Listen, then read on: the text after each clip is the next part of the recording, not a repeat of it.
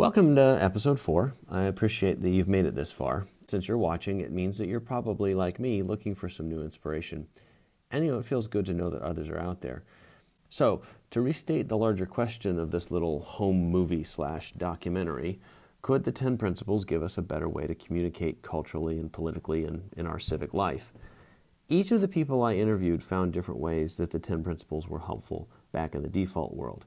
A few weeks ago, after I got back from the burn, I found an article from Caroline Webb, who you saw in episodes 2 and 3, called Going to Burning Man Without Going to Burning Man, in which she attempted to use the 10 principles in a very direct way in her neighborhood. She and some of her friends got together and intentionally attempted to express these principles on a day out together in, the default world. Her article details the results, and it was pretty enlightening. Caroline uses the principles not only for the article, but speaks to how she uses them in her professional life. I was working with teams to help them find their points of common ground, even across a lot of difference. Yeah. I was helping them manage conflict, knowing that the science was really good on the fact that if you take a different perspective, you often see something different. Yeah. And but also knowing that it was going to unlock something in them that perhaps was a childlike state of creativity that perhaps hadn't been tapped into for a long time. One of the things that's interesting about Burning Man for policymakers is to put real concrete examples behind the idea that grassroots movements can come up with good ideas.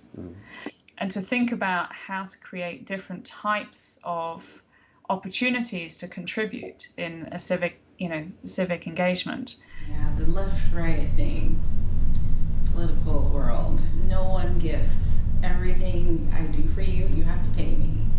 And you have to pay me more than really it's worth, because I can ask you, and you don't have another way of getting it. Yeah. So I feel like the 10 principles, if we could apply them to the default world, people would have to change a lot of the things they do. You would have to gift more. I know this is such a utopian view of the world, right? Everybody's just giving away. I know, right? But when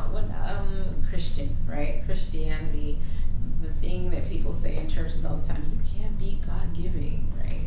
And the theory is that you give and you give and you get back, and you don't give to get, but you give and you get back. And I feel like that karma, you fill your karma card, you do a thing for somebody, and then you're like, oh my gosh, this wonderful thing happened to me. Are there any of those 10 principles that you find yourself most drawn to, that you take back to the default world, as they say, and apply?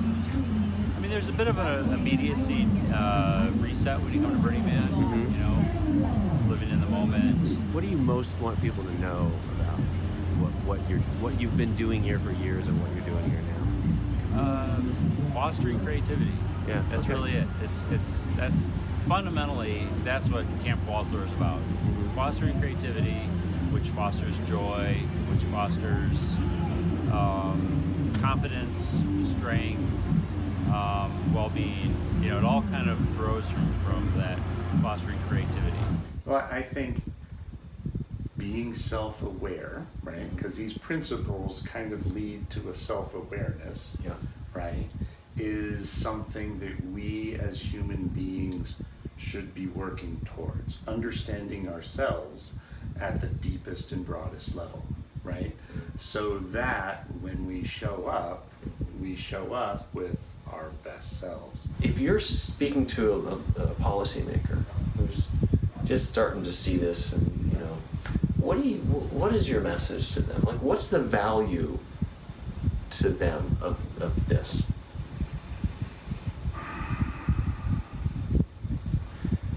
That many people resonate with these values. Many people that they may or may not know resonate with these values, and that these values are more open and inclusive of all human beings, right? And we should be working towards at least being informed, right? At least understanding it, right? What is it, and what does it mean, and is it important? We are basing our transaction, our give and take between people in a factor of dollars or yen or lira. And Burning Man offers this place where that's just not in the equation. I'm not bartering. I'm not saying, oh, well, your thing is worth 3 of mine. So, there's no haggle. Right. It's a freely given gift. Bush the First used the term 1,000 points of light. Right. Well, that's communal effort. That's civic responsibility. That's participation. Right. Again, they're not used in those with that catchphrase. Right. But they are out there and they are being done. Politicians in general shouldn't be scared of the radical side of it. I know that burners have a lot to give civically. Right. What I don't want to see, though, is Burning Man in general, from the thing in the desert and or regionally, become political. Right. We can be activists. Mm-hmm. We might happen to be talking about political things, right, but it's not a political movement. Yeah. These interviews got me thinking about the default world and how we communicate. Generally, and as a culture, so much of our national dialogue now happens through social media, and that's changed radically in just the last decade or so. And there's a serious, obvious qualitative difference. I mean, sure, social media is useful in organizing people and sharing information, but if all you knew of us as a country was how we conduct ourselves on social media, you'd have to conclude that we're pretty dysfunctional. In fact, our national adversaries are using that dysfunction against us in alarming ways. I've been thinking recently that social media is like Plato's cave. Just like his allegory, doesn't social media kind of trap us, just responding to illusions and shadows that are cast on the wall? What has this done to our civic and political life in just a matter of a few years? And what should we do about it? Like Caroline, I took a stab at adapting the 10 principles to civic engagement, just as a kind of a mental exercise for myself. You should try it. I think that regardless of how you word them, you'll find that the 10 principles force you to think differently. As an added benefit, they represent something that we can share as a package with each other. Either as a set or individually, they're easy to understand, they're aspirational, and very open to conversation. They are, after all, principles, not rules. They get us out of Plato's cave. Most of all, they give us an alternative to the crowded, cacophonous, often isolated world that is social media. In the next episode, I learn how to drive these massive art cars called Big Red and Walter the Bus. And I realized once I was done that this was a bucket list item that I never knew I even had.